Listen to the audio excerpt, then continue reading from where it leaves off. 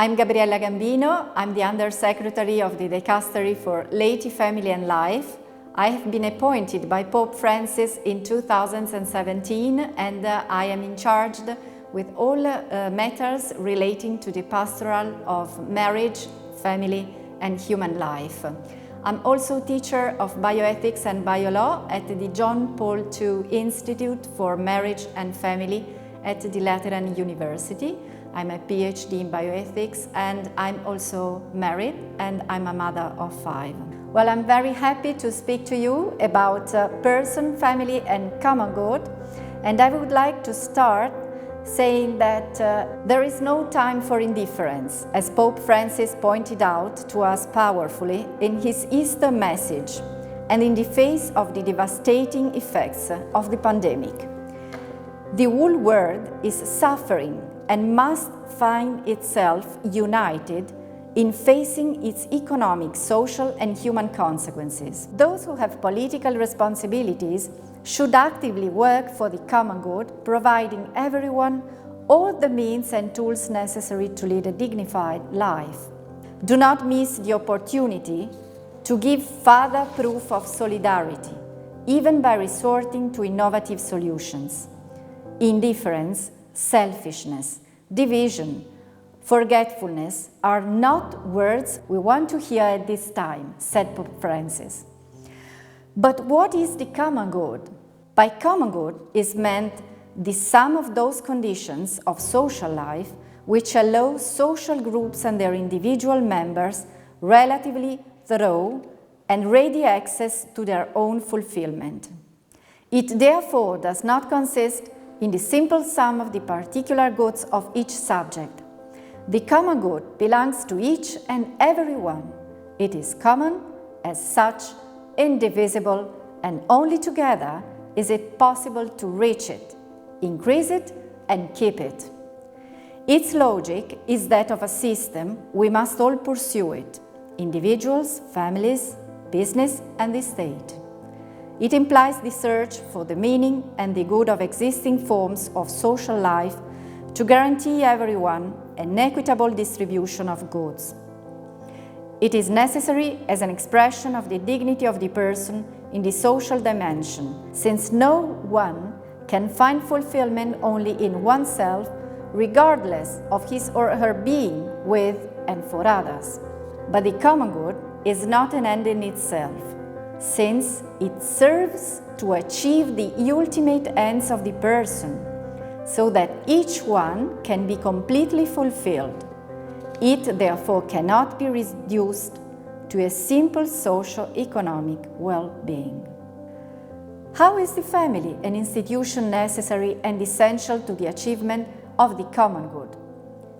The family has its own specific and original social dimension as the primary place of interpersonal relationships, the first and vital cell of society.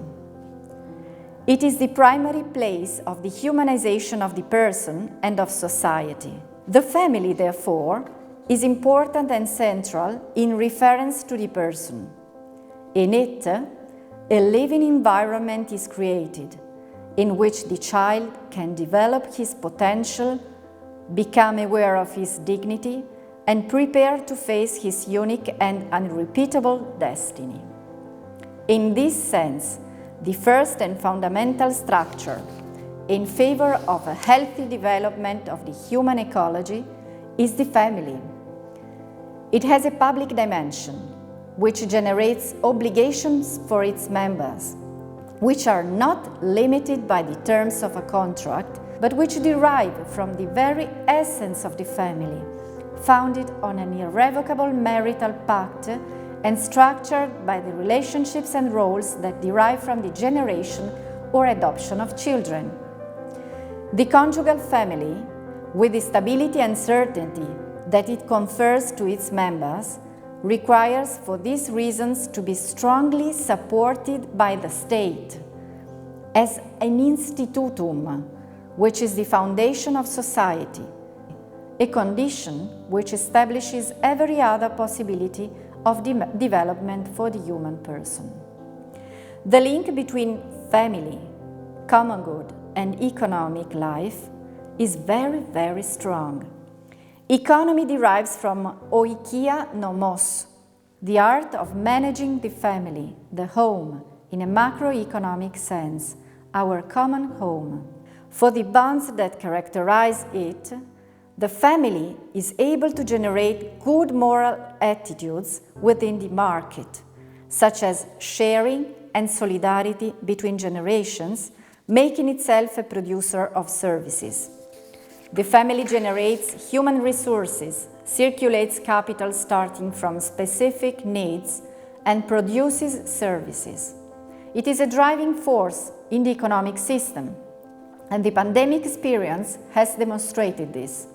Family has been the shock absorber that absorbed on his shoulders the heaviest human and economic consequences of the crisis. The principle, now dominant, of the maximization of profits reflects a misunderstanding of the economy and does not lead either to the happiness of individuals or to the common good, just as it does not guarantee integral human development and social inclusion.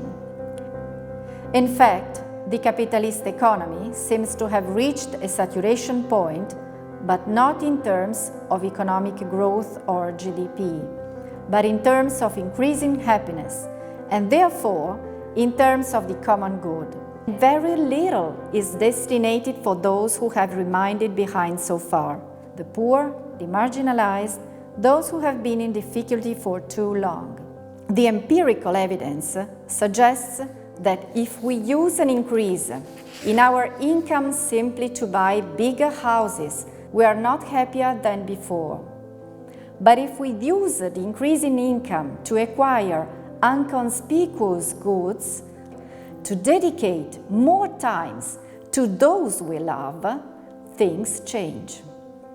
One of the macro conclusions of Easterlin's paradox of happiness is in fact that wealth, or utility, and happiness, or social well-being in the perspective of the common good, are not the same thing, because to be happier, it is not enough to just pursue profit, but it is necessary to go into the sphere of relationships between people, relational goods, and not so much with an hedonistic approach based on pleasure, typically self-serving economically, but eudaimonistic, based on happiness in the Aristotelian sense of good life. Therefore, in reciprocity and in view of solidarity. To understand what relational goods are, we can say that they cannot be produced or consumed by a single individual, because they depend on the methods and motivations of the interactions between people. Therefore, they can be enjoyed only if shared. The relational good is a good, but it is free. It has a value and not a price. The data of the current economic sciences show us that when non-instrumental relationships become scarce, family, friends, and free relationships, and income, on the other hand, grows, this increase in income comes at the cost of a worsening of one's relational life, which consumes subjective happiness, bringing about a combination of economic growth, yet a decrease in one's subjective well-being.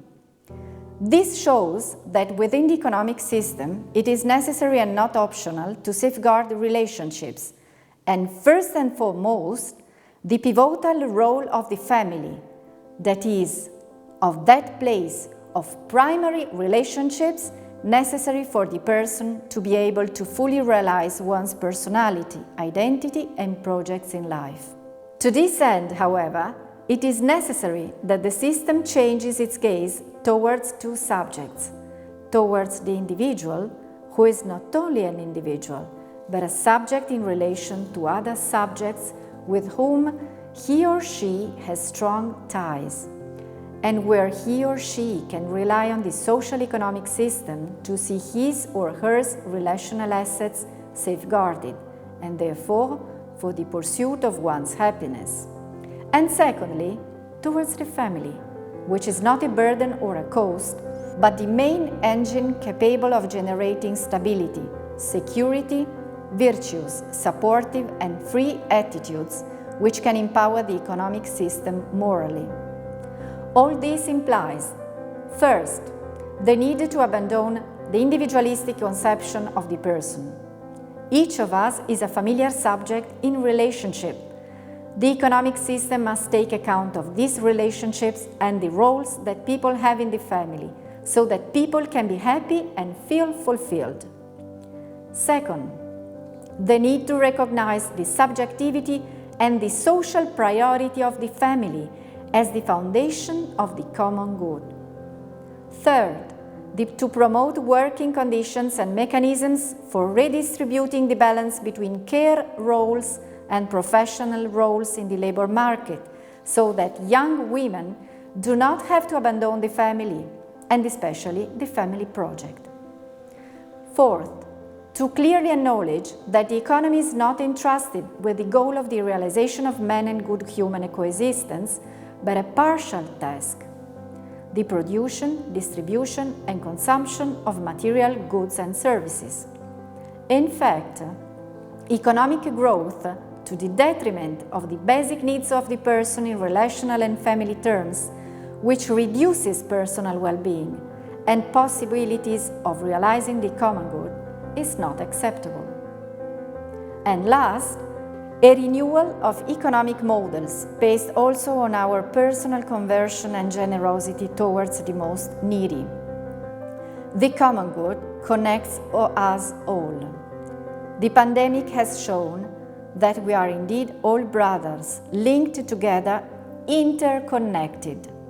And where one is sick, the whole social body is affected.